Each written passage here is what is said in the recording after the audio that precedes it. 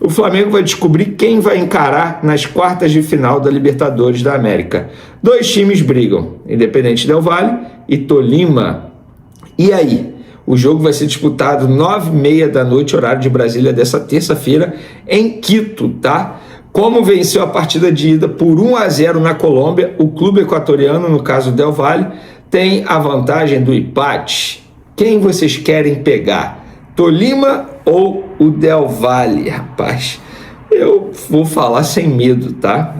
Esse papo de que quem não quer ser campeão não escolhe adversário. Eu escolho. Quanto mais fácil, melhor. Eu acho que o Tolima é um adversário mais fácil. E vocês? Quem vocês escolhem aí? Quero a opinião de vocês, tá? Galera, recentemente, no vídeo anterior, ou 2 vídeos atrás, enfim, a gente publicou que a renovação de Pulgar deu uma certa avançada. O Flamengo avançou na negociação, está próximo de renovar com Pulgar. E aí muitos me perguntaram, Vene, como é que está a situação do Danilo, jogador que tem contrato até dezembro? Eu fui perguntar no Flamengo para trazer a resposta para vocês. E o que me falaram no Flamengo foi o seguinte, Vene, a nossa proposta continua na mesa do Danilo, a proposta está lá, renovação de contrato por mais uma temporada, como a gente fez com o Alexandro, e agora a gente continua esperando uma resposta do Danilo. Aí eu perguntei, mas vocês não têm pressa? Não. A gente entende que pelo menos até dezembro o jogador fica, beleza. Se ele não quiser renovar, nós vamos atrás de um outro zagueiro, ou não também. Pode ser que o João Vitor cumpra esse papel, isso a pessoa falando. Mas até dezembro é o Danilo, ponto, acabou. E se o Danilo não quiser renovar? É porque ele vai querer encerrar a carreira. E se ele encerrar a carreira, o Flamengo tem uma ideia, um projeto para ele continuar trabalhando no clube como dirigente. Qual cargo? Ainda não foi definido, tá? Danilo atualmente tem 35 anos. Ele, nessa temporada, tem 18 jogos, tá? Obviamente nem todos como titular, mas os 2 últimos jogos ele foi titular. Contra o Cruzeiro agora, no sábado, e contra o Mirassol ele também foi titular, e nesses 2 jogos ele ficou 90 minutos em campo. Antes disso ele jogou 45 minutos contra o Internacional no dia 29 de julho, jogador que inclusive acabou sendo titular na Copa do Mundo com a seleção brasileira. Mas a renovação seria nos mesmos moldes que o Flamengo fez com o Alexandro, renovando por mais uma temporada, que iria até dezembro de 2027, tá? Quero saber de vocês, vocês são a favor da renovação de contrato? Comentem bastante aí, ou acham melhor o Flamengo manter o João Vitor ou ir atrás de um outro zagueiro? Quero a opinião de vocês. Olha, sendo muito sincero, até pegando o exemplo do Alexandre aí, eu acho que se puder não renovar, eu acho melhor não renovar, cara. Não renovar, ir atrás de um outro zagueiro com mais saúde, até para diminuir a média de idade do elenco, que inclusive é um desejo da diretoria atual, tá? Cebolinha, galera, uma informação importante, uma atualização. Após a notícia aí, nós já falamos sobre isso aqui no último vídeo, que o Krasnodar desistiu. Os empresários do jogador fizeram uma reunião entre eles com a participação do jogador, e foi dito nessa reunião que em nenhum momento o Krasnodar desistiu. Então, só depende do Cebolinha. A hora que ele quiser assinar, o Krasnodar está aqui, ó, documento na mão, assinou. O Flamengo está pronto para dar a rescisão de contrato e liberar de maneira imediata para o jogador se apresentar ao Krasnodar. Vene, se ele assinar um pré-contrato com o clube brasileiro, o Flamengo breca a saída agora para não reforçar nenhum rival, e ele fica até dezembro sem jogar, sem ser relacionado, obviamente. Então, só uma atualização envolvendo o atacante camisa 11 do Flamengo nesse momento. Vamos lá, finalizar o vídeo aqui. Vocês se recordam que Vitão, De La Cruz e Alexandre foram desfalques nos últimos jogos, os 3 com problema muscular, problema físico. Dos 3, o que me relataram no Flamengo, quem está mais próximo de voltar é o De La Cruz. Muitos vão falar infelizmente, porque ajuda pouco. Gente, assim, independentemente se ajuda ou não, os 3 têm salário altos, os 3 podem não ser titulares, mas não ter o jogador à disposição é sempre a pior notícia para o treinador. Ainda mais Alexandro e Vitão, 2 jogadores que jogam em uma posição que a gente sabe que eventualmente precisa girar bastante o elenco. Vou dar um exemplo. O Ayrton Lucas vem numa sequência pesada. Quanto mais rápido o Alexandre voltar e ficar à disposição, melhor para o técnico Leonardo Jardim, porque vai chegar um determinado momento que o Ayrton Lucas não vai aguentar jogar essa sequência, 90 minutos em campo, sendo titular. E aí tem até o jovem Johnny, que está ganhando oportunidades na lista de relacionados e está até aproveitando, muita gente elogiando demais o Johnny no dia a dia do Flamengo. Então, só essa atualização. Vene, o Léo Pereira, desfalque contra o Cruzeiro. Ele não está lesionado, ele não está no departamento médico. Ele foi preservado da viagem por conta de um desgaste físico. Mas Vene, o Flamengo divulgou o nome dele na lista de relacionados. Pois é, foi uma estratégia para o Arthur Jorge não ter mais tempo, não ter muito tempo para se preparar para pegar o Flamengo. Se o Flamengo divulga já na lista de relacionados que o Léo Pereira está fora, o técnico Arthur Jorge, que entende bastante de tática, estudou bastante o Flamengo, percebeu que o Léo Pereira era uma arma do Flamengo na saída de bola. Então ele iria se preparar para encarar um Flamengo sem o Léo Pereira na saída de bola. Então o Flamengo fez isso de maneira estratégica. Beleza, Vini, mas quando o Flamengo chegou em Belo Horizonte, acabou sendo divulgado. Pois é, o Flamengo, entre aspas, ganhou horas aí em cima do técnico adversário. Embora o resultado tenha sido aquilo que você já sabe, mas isso faz parte da tática, da estratégia para encarar um time forte como é o Cruzeiro. Agora, eu acho que, assim, existem algumas questões que, por exemplo, o time cria e não aproveita. O time não se garante, de fato não se garante. Cara, o que ele tem que fazer hoje com o Pedro? Já deveria ter pedido, se é que não pediu, ao pessoal lá na análise de desempenho, para pegar todos os gols perdidos pelo Pedro na temporada, chances claras, e discutir com ele. Sentar numa salinha, assistir o vídeo e perguntar, por que aqui você não chutou ali? Você pega esse lance do gol que ele perdeu sábado, quando estava 0-0, a bola dele com o Carrascal, olhando por trás do gol, cara, o gol estava à disposição dele. Aí ele deu um chute meio, né, aquela bola que ele dá uma raspada na bola assim, no lado do pé, para fora. Cara, ele não acertou o alvo. E é do Carrascal antes, que ele entrou em velocidade e o Fabrício Bruno corria na direção dele, ele não viu. Cara, o zagueiro vai chegar, bate de primeira, irmão. Chega chutando, eles não chutam de primeira. Já chega chutando pro gol. Isso aí corrige-se. Como? Conversando, treinando, cobrando, dando esporro. Momento Jorge Jesus, chuta cacete, chuta no gol. Tá chegando a marcação, porra. Ah, chutou pra fora, mas chutou, beleza, né? O Carrascal não chutou. O Fabrício, que é um zagueiro rápido, né? Chega e trava, manda a bola pra longe, salva o Cruzeiro. Isso foi a primeira grande chance. Aí depois tem essa do Pedro. Logo depois ele faz o gol. Era pra ser 2-0, gente.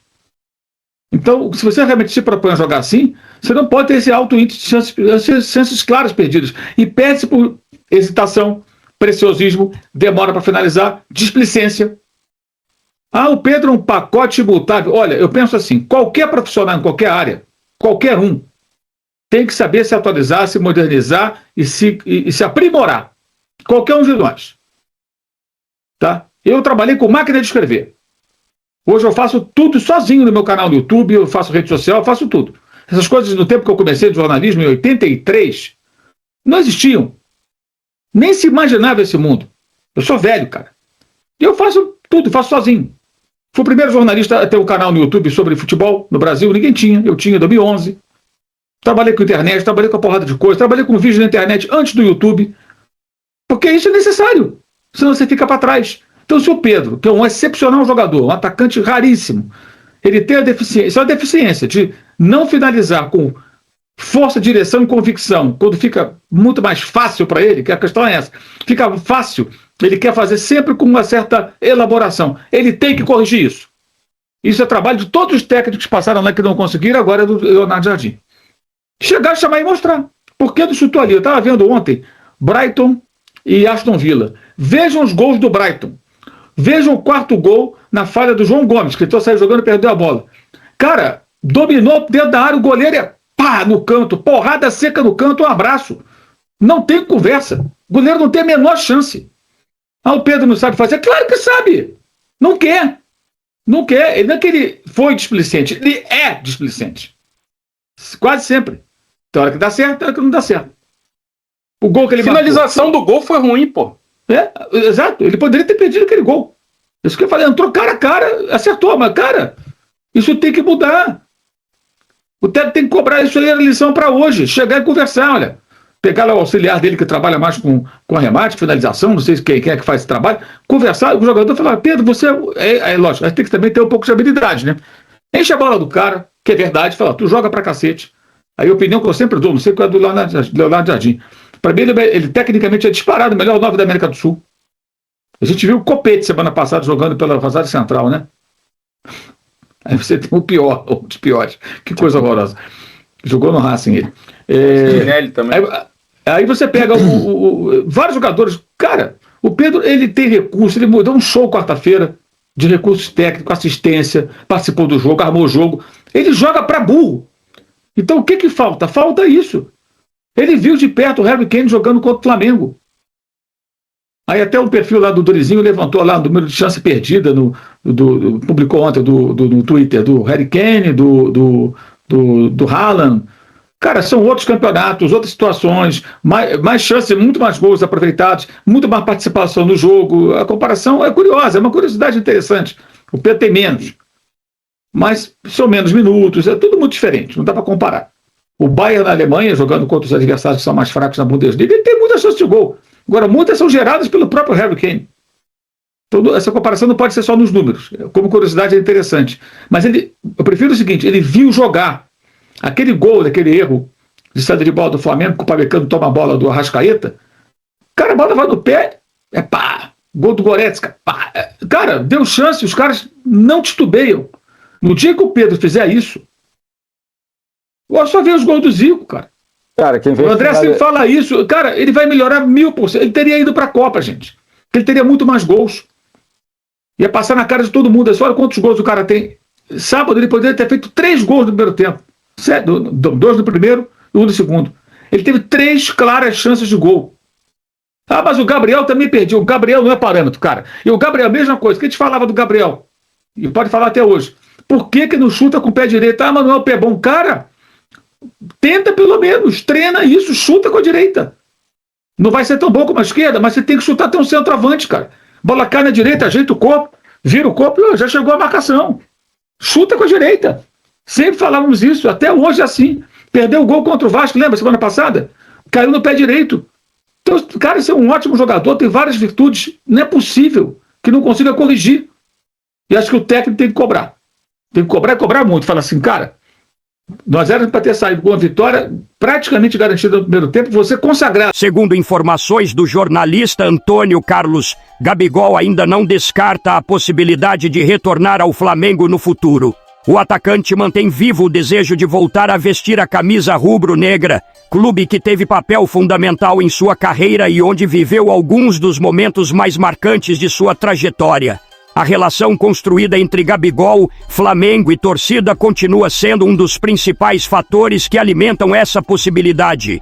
Durante sua passagem pelo clube, o atacante foi protagonista em partidas decisivas, marcou gols importantes e conquistou títulos que fizeram seu nome ficar ainda mais ligado à história recente do rubro-negro. Além da identificação, o jogador também conhece profundamente o ambiente do clube e o estilo ofensivo da equipe. Sua presença dentro da área, capacidade de finalização e participação em momentos decisivos fizeram dele uma peça importante durante sua passagem pelo Rio de Janeiro. Por esse motivo, Gabigol estaria disposto a considerar uma nova oportunidade no Flamengo, inclusive com a possibilidade de encerrar sua carreira no clube que considera especial.